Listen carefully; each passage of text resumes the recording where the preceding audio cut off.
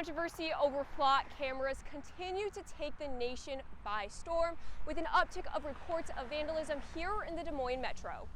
You may think that you have done nothing wrong today, but the government could change its mind tomorrow and decide that you have done something wrong.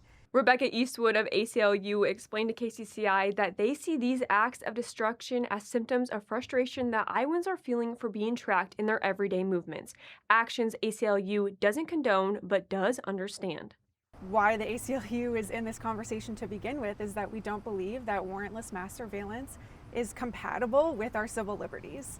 And what we're seeing in this moment is the capability of the data that they're able to gather on you is growing, and the misuse cases of this system are growing at the same time. It's this perfect storm of essentially you being tracked, your data being shared without your knowledge, and very little that you are able to do about it in this moment.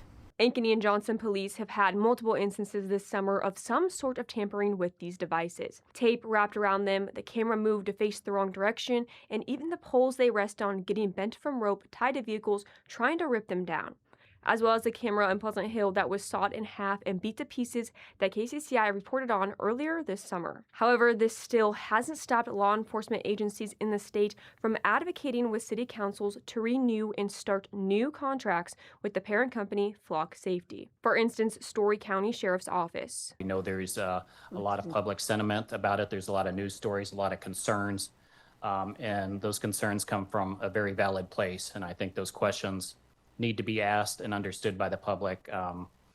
I don't think there's a full, accurate understanding of exactly how the technology is used. Story County City Council expressed their concerns about flock safety as a whole, while also insisting that the Story County sheriffs ask for clarification from Flock Safety regarding the wording of the unsigned contract. The county attorney's office will also be reviewing the contract, and the topic is set to come up again at a later, undetermined date.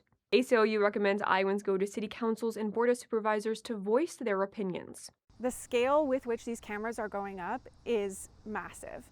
And so we want to make sure that we're not the frog in the boiling pot of water here, and that we are putting a stop to this mass surveillance before it is running amok in our lives, which arguably it's already doing. For now, Savannah Lee, KCCI 8 News, Iowa's news leader.